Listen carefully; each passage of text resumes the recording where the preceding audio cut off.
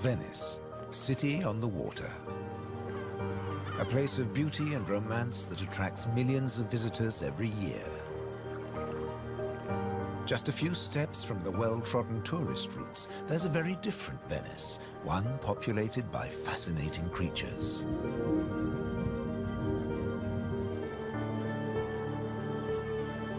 This film explores a Venice that few people ever see, a city that has a surprising double life.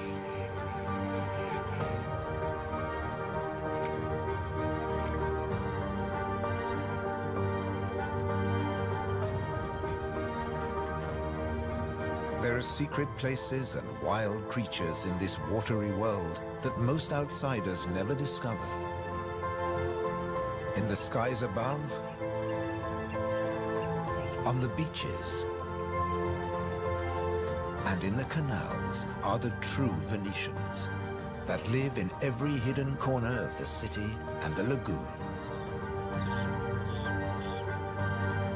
Wild Venice is their home.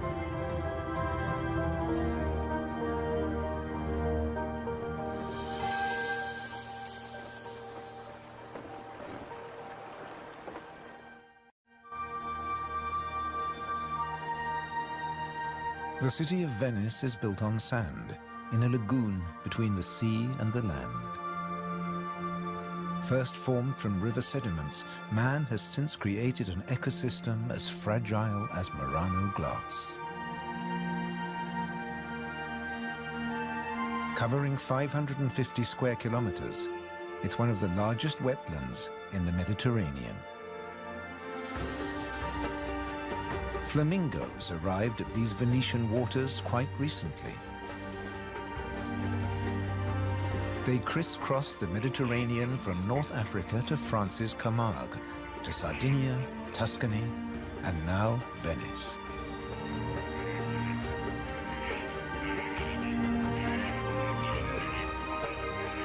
They feed on vegetable matter and small creatures they find in the mud of the lagoon.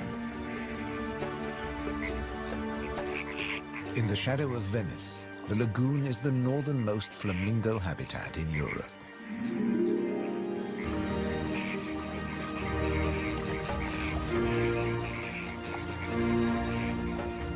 They're here now, but in a few weeks, many will move off again to find richer pickings.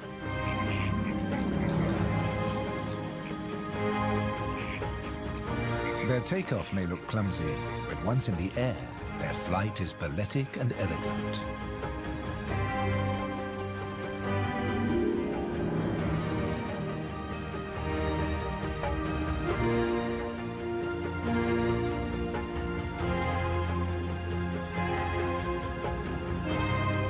And before too long, they'll return to the safety of this lagoon, tucked between the sea, the city, and the Alps. The distant peaks helped form the lagoon. The mountain streams washed their rocky sediment towards the sea to make this habitat.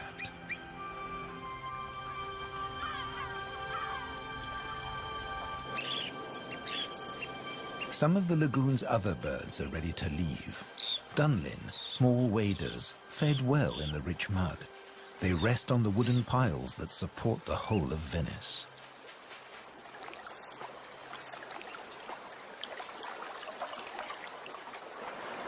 It's spring, time to head off to their northern breeding grounds.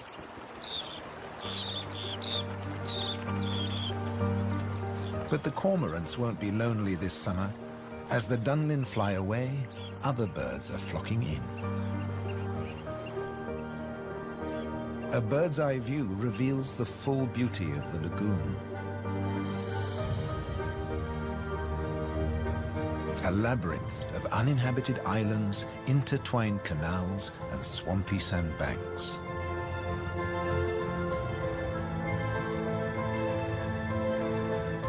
These marshy wetlands are known as the Barene.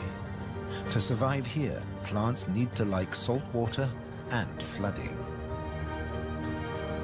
Natural arteries called gabi meander through the brackish gardens, keeping the lagoon alive. The same waters flow through the city. The curving streams between the islands became the magical canals of Venice.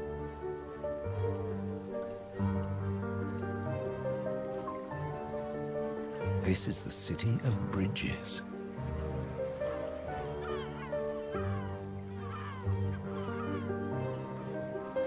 Visitors are mesmerized by the romance of the canals and the ancient architecture, and often miss the smaller, wilder sights around them.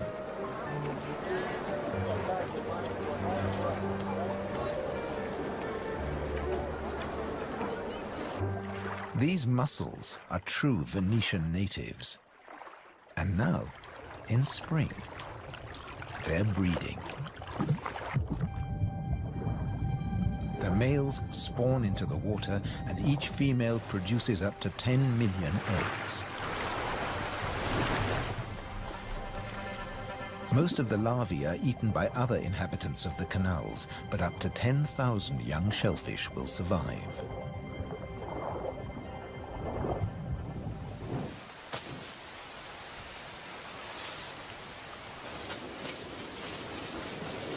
Just beyond the city, colonies of birds are breeding too. But a hazard of urban nesting is constant disturbance.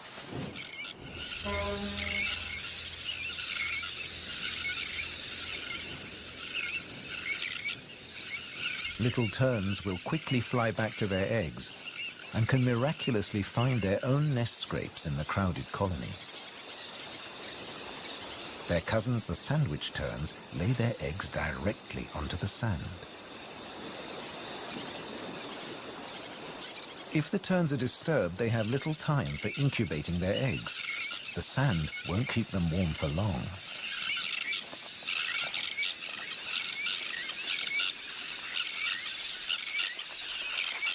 And left out in the open, they could be an easy target for predators.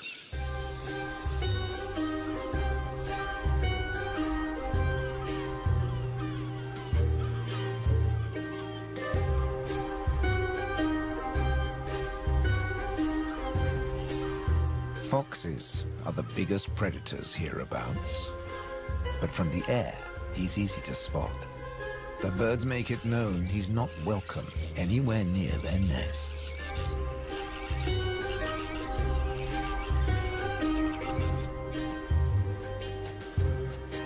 Foxes would rather not get their feet wet. Hunting in these swampy areas is a frustrating business.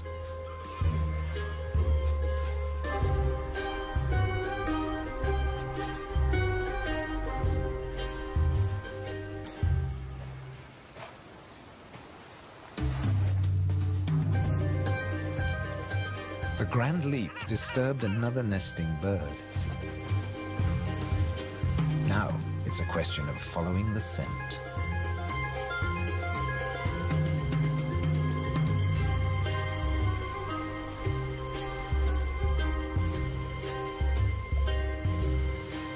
A welcome snack.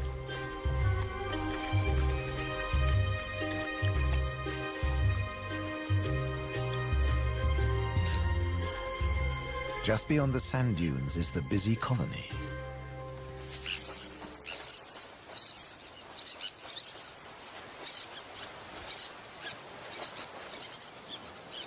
In this mixed neighborhood, a pied avocet is brooding next to the sandwich terns.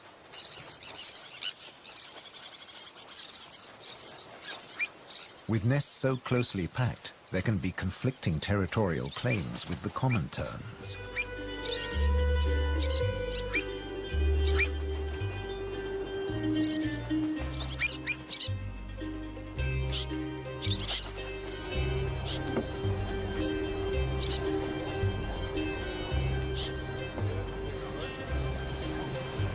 But the avocet stands his ground.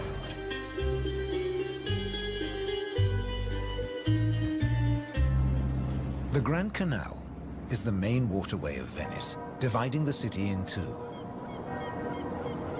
It follows the course of the ancient river Brenta that runs from the Alps all the way into the lagoon. It offers a journey through architectural history, starting in the 13th century.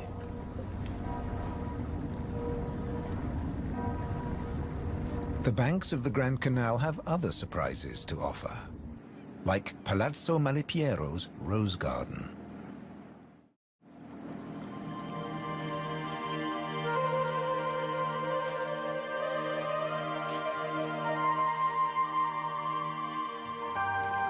Nestled between the buildings is a hidden paradise.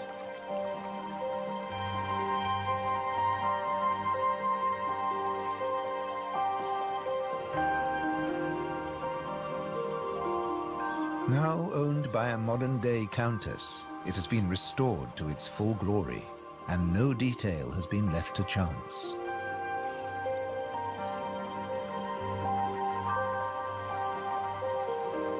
With the luxury of space in a city whose every square centimeter is exploited for maximum profit, it's also a sanctuary for many small animals.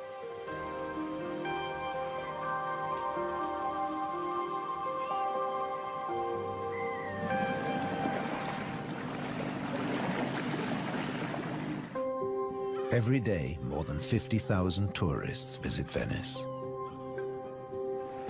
When the sun begins to set, the city's waterways empty. Venice belongs to the wild Venetians.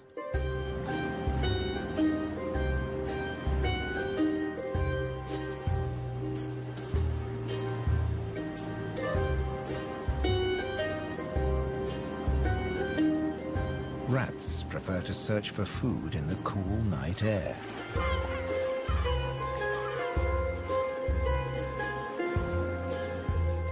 But they're not alone.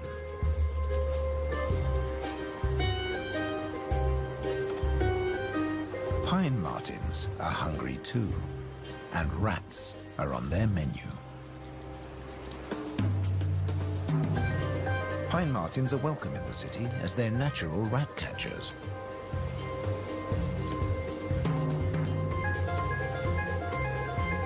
Agile with a keen sense of smell, they can find and follow any rat.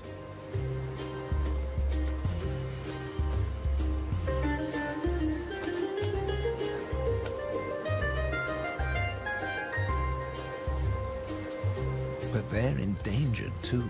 Since the rat population boomed, ironically, many martins have been killed by rat poison. The rat won the day, and the pine martin has to settle for dessert.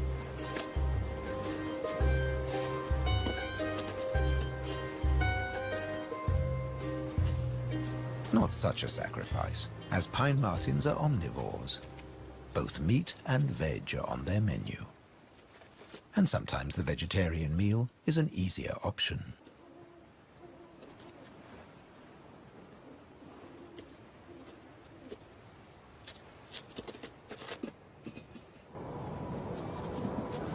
As the rat prepares to sleep, the city of Venice is beginning to wake up. The floating vegetable stalls are the first to move into action.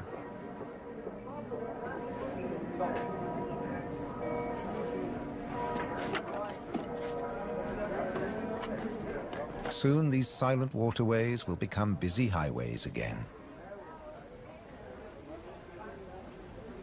In the 18th century, over 8,000 gondolas navigated the Venice canals. Now there are only about 400 left. Life in Venice may be moving with the times. But one thing never changes. It dictates the daily rhythms of the city and the lagoon. Twice a day, the tide rises and falls as seawater washes in and out of the lagoon.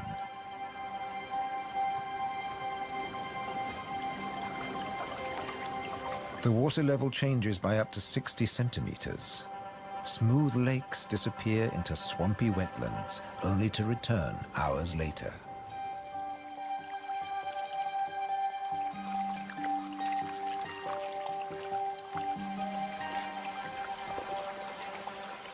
Retreating water levels reveal a surprise.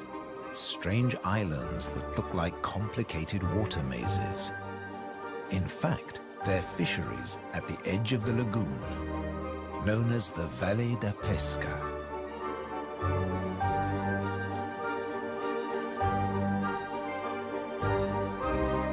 They've been worked by the same families for generations, using a simple but ingenious method.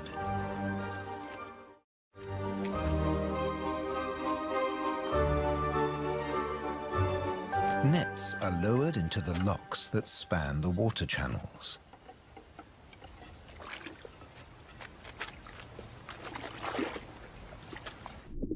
In the springtime, the locks bar the way to the young fish that stream into the lagoon to feed. The fishermen raise the nets and catch the small swarming fish in their thousands.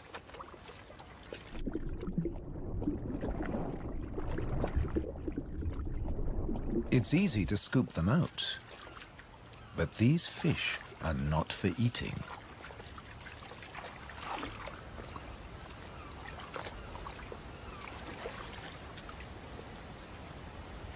The fishermen place them on the other side of the bars and so trap them in the channels.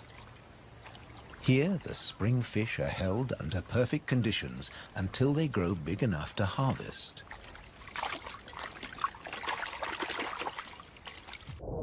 In the autumn, when the fish try to return to the sea, they're simply netted again. This time, they don't get away.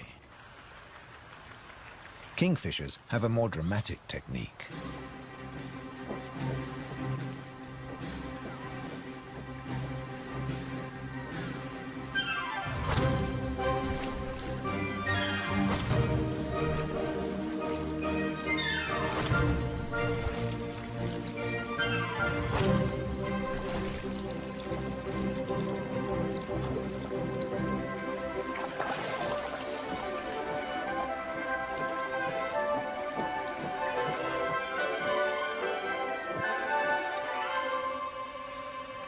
They catch up to 20 fish a day, but need even more if they have nests with hungry growing chicks.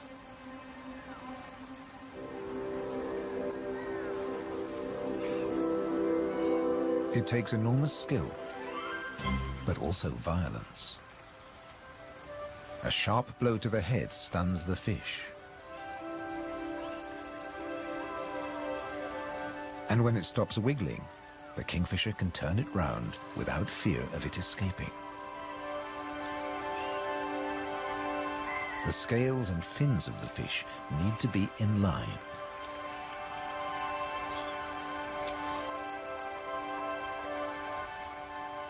Now it's ready to swallow.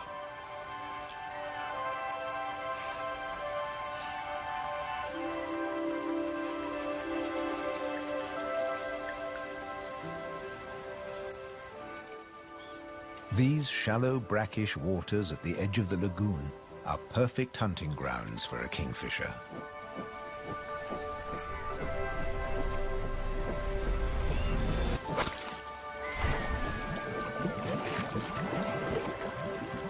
But not every dive is successful. They'll snatch the odd insect in the air, but 95% of the kingfisher's catch must be made underwater. The cormorant has an easier life, as does the little egret. And some don't even get their feathers wet while hunting. There are plenty of fish in the lagoon, but they're not only found in the wetlands. These waters flow through the city too. And there are fish to be caught in the canals. Beneath the bustling jetties of the famous vaporettos or water taxis, wildlife flourishes. Even here, the little egret can fish where the water is deeper and turbulent. It's not easy to keep an eye on a moving target from a moving base.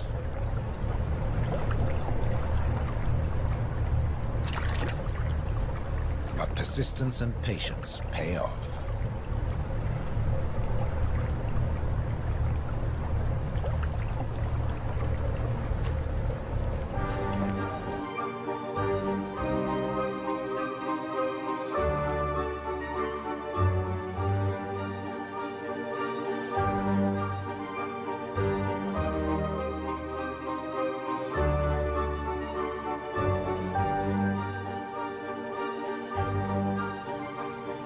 3 narrow inlets connect the lagoon to the sea. They're known as bocche, the Italian word for mouth.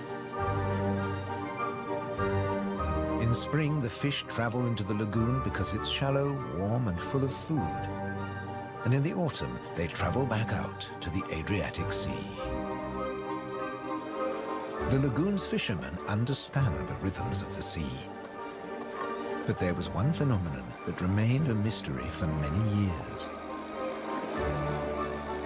When they cast their nets into the rich fishing grounds, they were torn to shreds.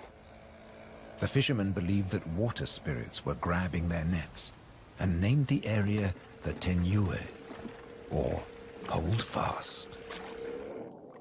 The Hold Fast was in fact a jagged reef, an unexpected and magical aquatic paradise.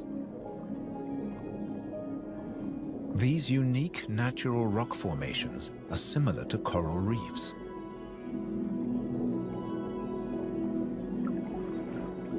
They're home to all kinds of remarkable creatures.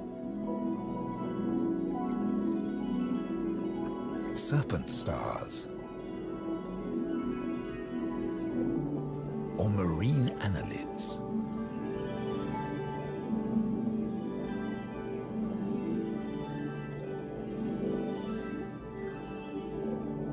This precious area is now protected.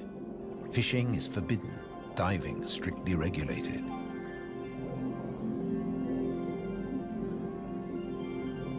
Even harvesting a shellfish delicacy like these canestrelli is banned.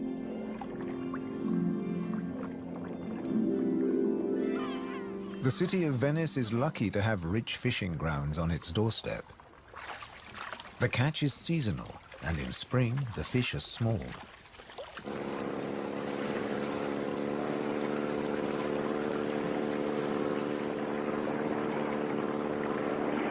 But the fishermen will go out, as long as they can find a buyer. Only the weather can hold them back.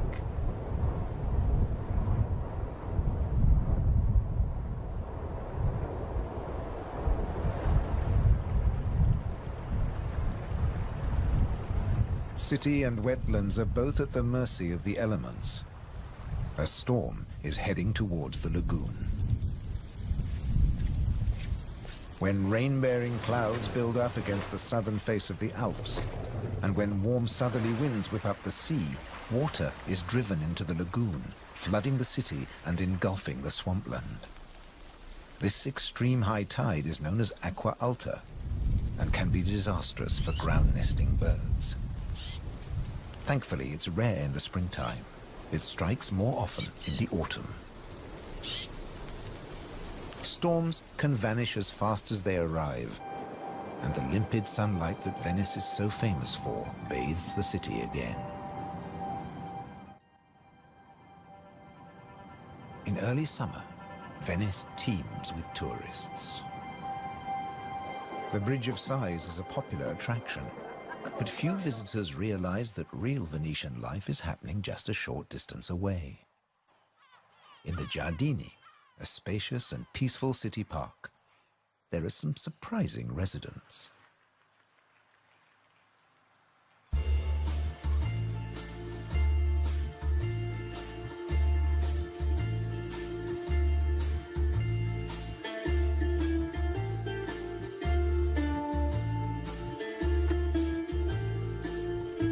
This prehistoric-looking creature is an amorous green toad looking for a mate. After all, this is the city of romance. But for a toad, finding a partner in a city isn't always easy. Even a quiet park is full of danger and disruption.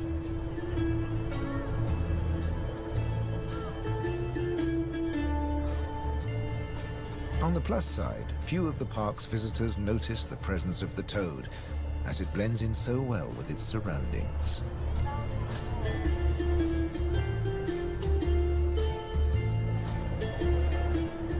Another of the city's visitors is far more conspicuous.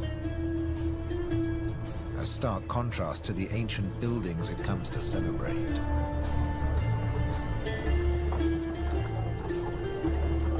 and a danger to the fragile city. The toad at last finds a more secluded waterside spot. Soft light, gentle fountains, the perfect place to mate. Venice is full of secret places hidden away from the main tourist routes. A traditional gondola repair shop nestles between the city's Zattere and Dorsoduro districts.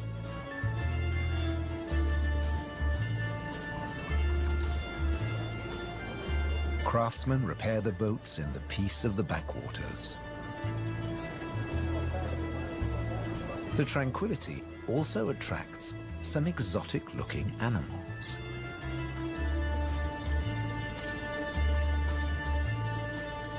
Geckos are not native to Venice, but they've settled in well here. During the day, they'll sun themselves on warm stone.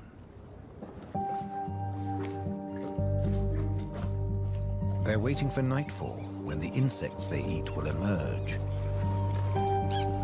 And in the golden light, birds that hunt geckos settle in for the night. Terns fly back to the safety of the colony, and others enjoy a final bath. Evening always brings a measure of peace to the city.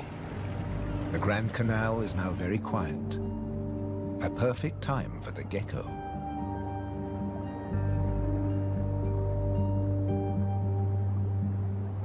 Geckos have evolved specially adapted feet that make them excellent climbers. Their toes are covered in millions of tiny branched flaps with incredible adhesive power, so they can grip and climb the smoothest surfaces, even glass. The city is empty now. The Grand Canal is deserted.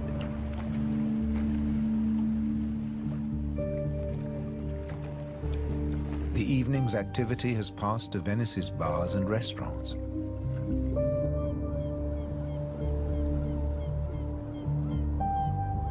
By the time the tourists are safely tucked up in their beds, the city is like a ghost town. Almost.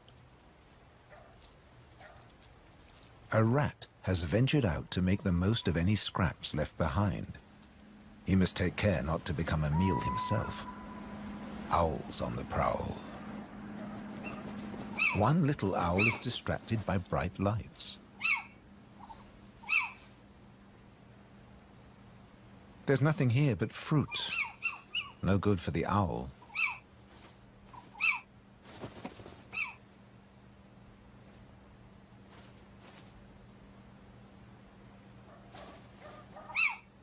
This house call hasn't paid off. Time to make a swift exit. The lucky rat will make it home tonight.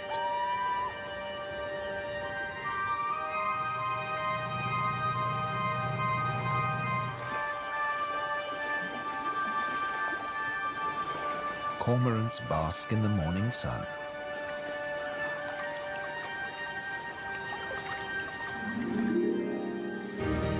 The terns start fishing early. The colony is now a hive of activity.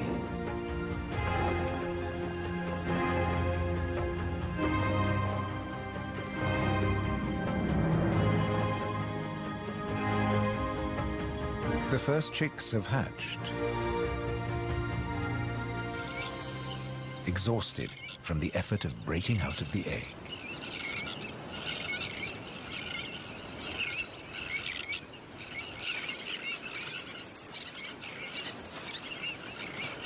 Around them, the colony has turned into a busy Italian restaurant as the adults noisily deliver their food.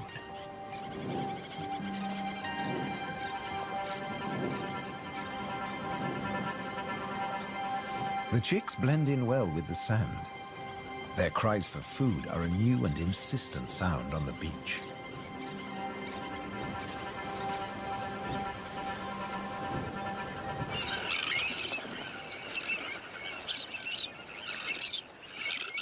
Their calls are echoed by the adults who do nothing else but feed these demanding youngsters.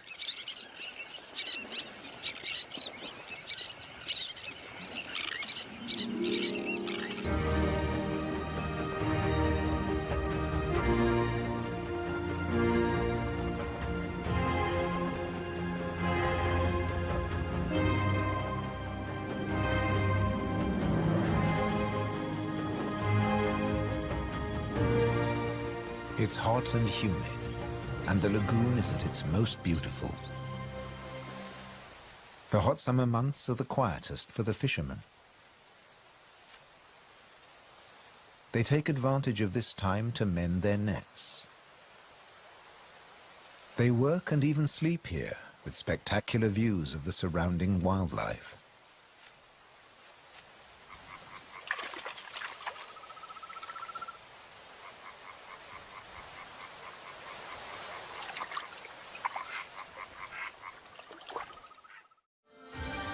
About 8% of the lagoon's surface consists of islands.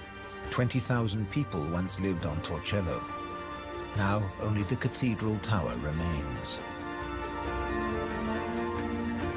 Burano is known for its colorful buildings. San Francesco del Deserto is home to a Franciscan monastery. The island of Madonna del Monte is being swallowed by the lagoon, but the ruins of its monastery still stand proud.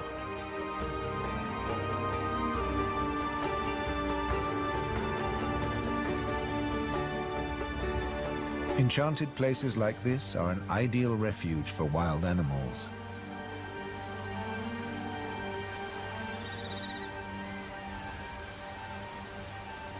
And the island's ancient monastery has some new inhabitants. The ruins are the perfect place for kestrels to nest.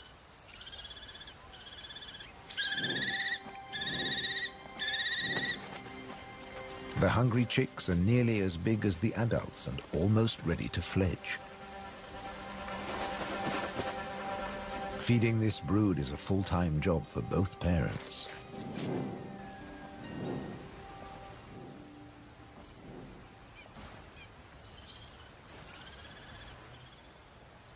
Finally, curiosity gets the better of the young birds and they start to emerge from their hiding place.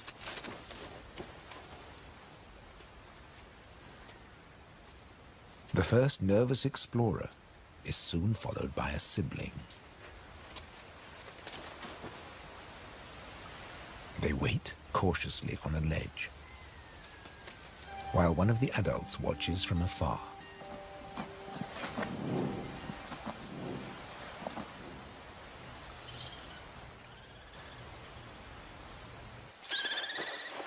Their mother returns with food, and the young kestrels jostle to get to the front of the queue.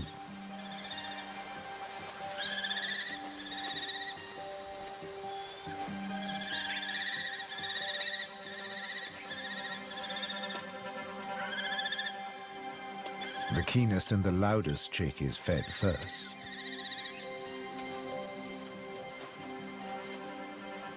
Soon the food parcels will stop. It's almost time for the young to leave the nest and fend for themselves.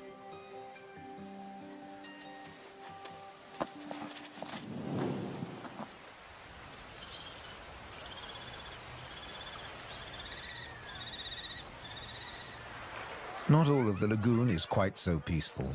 Venice's Lido, with its luxury hotels, is where the human bathers gather.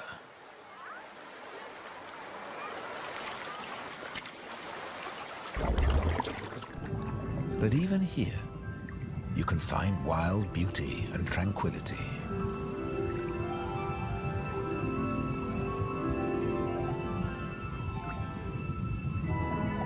In the Tenue, Venice's reef, one of nature's most delightful performances is in full swing.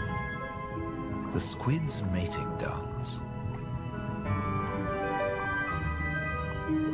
The pair move together like synchronized swimmers as waves of rainbow colors pulse along their bodies.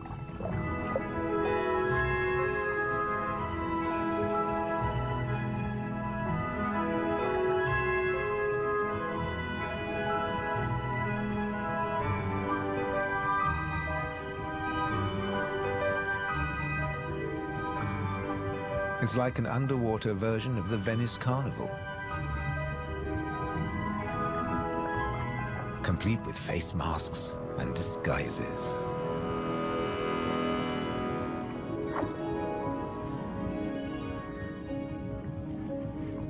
Decorator crabs change their shape by attaching sponges and algae to their bodies.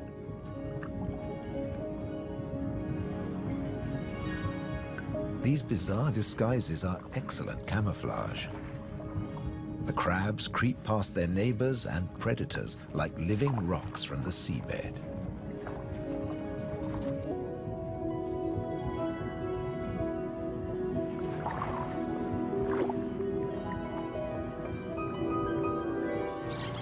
The tern colony just beyond the city is flourishing.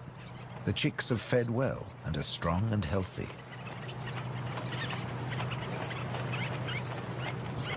The young birds are gathered in a creche, with 1 or 2 adults looking after them all.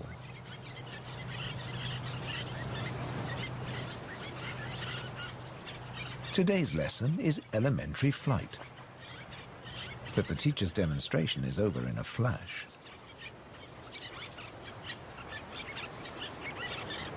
The young birds flap their wings to exercise their growing flight muscles, but they're not ready to take to the air yet.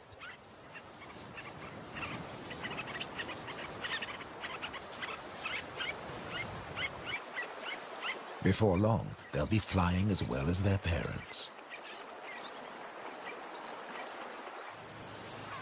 The young kestrels are also preparing for takeoff. They bravely take the plunge and launch themselves into the air.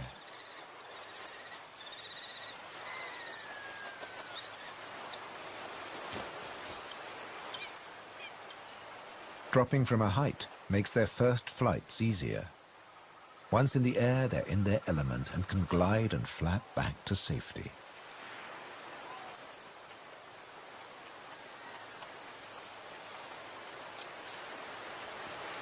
These first flights mark the end of their parental care.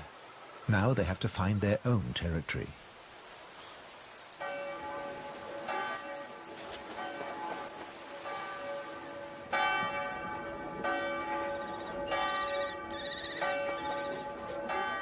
One of the kestrels has made its way to the nearby island of Burano. It's unlike the remote nest site, but it still has everything the kestrel needs. Just like the ruins, the brightly colored walls offer protection. These birds are welcome visitors, and the people here seem happy to have a kestrel watching over them.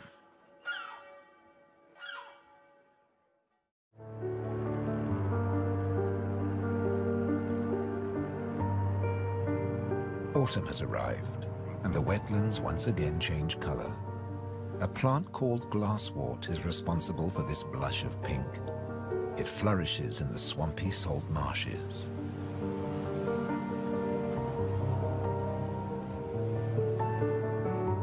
The first autumn mists mark the end of summer. The bright, humid days give way to cooler, grayer hues. The sea and the sky seem to merge into each other. Now in September, the sea is generally calm. But from the autumn equinox, there are high tides. And sometimes, Venice floods. For now, the water is still and shimmers like liquid mercury. When the temperature drops, the beaches are finally too cold for tourists. Animals better equipped to bear the chill reclaim them. A hungry fox sniffs along the shore looking for food.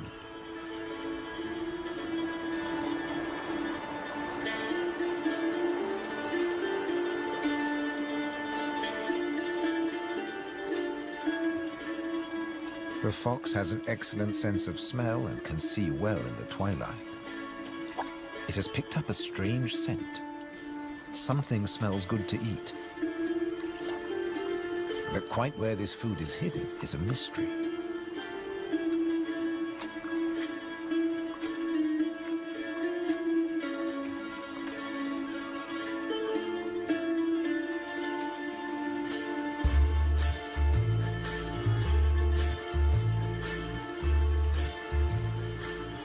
Crabs have been crossing the beach, leaving behind a number of trails, and the fox is very confused.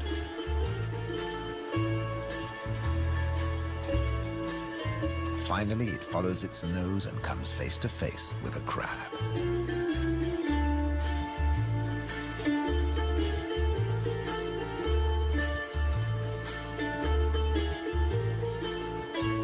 It's an unequal battle, but the crab has the advantage of armor and weapons.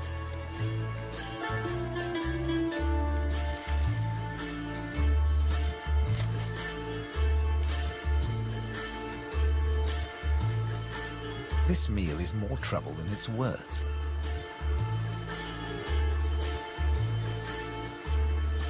There must be easier pickings.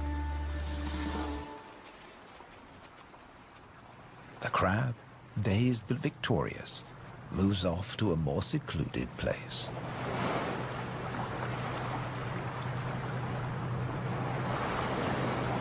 More crabs congregate on the shoreline looking out to sea.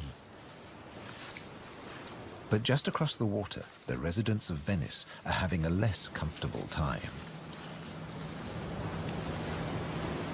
The waters of the lagoon are creeping into the city.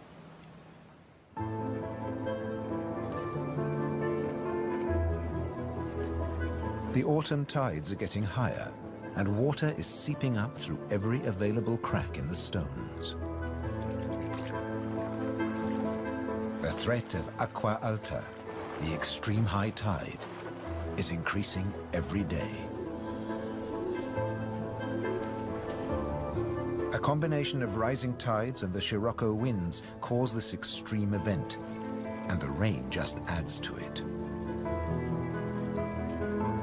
Much of the city is only just above sea level, so there's very little to stop the floodwaters. This may look like a swimming pool, but it is in fact St. Mark's Square. Fortunately, this only lasts a few hours. Soft winter fog wraps the landscape like a blanket and brings the year to a close for Venice and its beautiful lagoon. The visitors have marveled at its sights, but many have missed the most fascinating wonders of all, the wild side of Venice. The city is empty now, but visiting season for the lagoon never ends.